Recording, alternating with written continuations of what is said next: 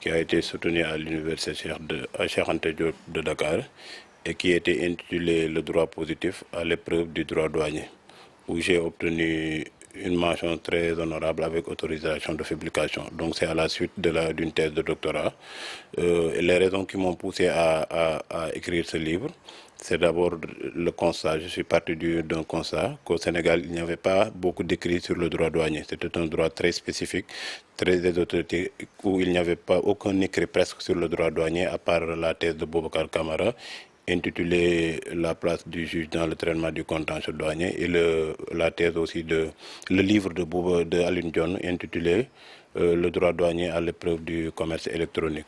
Donc c'est ce qui m'a poussé à un peu écrire sur le droit douanier, essayer de montrer à travers ce livre les rapports qui existent entre ce droit spécifique qualifié d'exorbitant appelé droit douanier et le droit commun.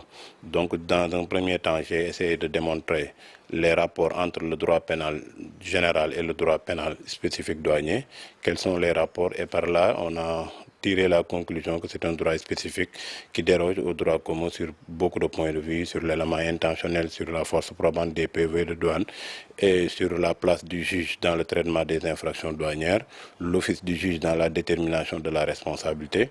Et dans la deuxième partie aussi, j'ai montré les rapports du droit douanier avec le droit positif. Là, les rapports ne sont pas tellement distendus. On voit que quand même, là-bas, le droit douanier se conforme au droit civil de façon générale, à part quelques règles qui sont spécifiques telles que le cautionnement et qui a été ramené même à sa juste valeur dans le nouveau code des douanes. On voit que quand même le droit douanier, avec ses rapports avec le droit civil, le droit douanier entretient avec le droit civil quand même des rapports qui ne sont pas tellement distendus. Mais c'est surtout au niveau du droit pénal général où vraiment le droit douanier montre son caractère particulier. On voit que par exemple le PV de douane qui fait foi jusqu'à inscription de faux est complètement différent du PV de droit commun qui ne vaut qu'à simple titre de renseignement. Quand on prend les éléments constitutifs de l'infraction, en droit commun, on voit que pour qu'il y ait infraction, il faut la constitution de 3 éléments, l'élément matériel, l'élément positif et l'élément intentionnel. En droit douanier, on vous dit que l'élément intentionnel n'a pas une place dans les infractions douanières.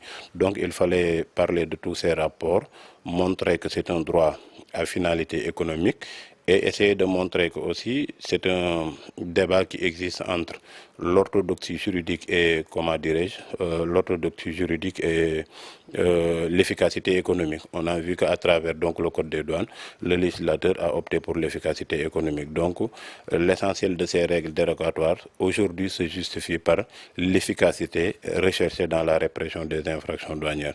Bon, c'est ce qui m'a de manière générale poussé à sortir les traits caractéristiques, les traits spécifiques de ce droit dérogatoire-là, qui n'est pas du tout connu parce qu'il n'est pas enseigné dans les universités, qui n'est pas enseigné dans les universités, qui n'est pas enseigné dans certaines écoles de formation, à part peut-être les écoles de transit.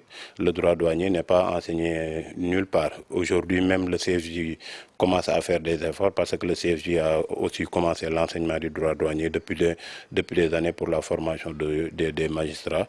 Et pour que ce droit soit connu, je pense que la première solution, c'est de l'enseigner et de l'intégrer dans les programmes à l'université, de l'intégrer dans tous les enseignements pour que ça soit un droit connu. Parce que c'est un droit qui régit l'économie du Sénégal. Il n'y a pas un Sénégalais qui ne peut pas un jour s'intéresser à l'économie du Sénégal. Donc il faut que ce droit-là, de façon générale, soit enseigné à l'université. C'est ce qui m'a poussé quand même à faire une réflexion qui n'est pas exhaustive quand même, qui n'est pas exhaustive sur le droit douanier, essayer de poser les jalons, essayer d'ouvrir des pistes, et c'est une réflexion qui va se poursuivre dans l'avenir. Merci.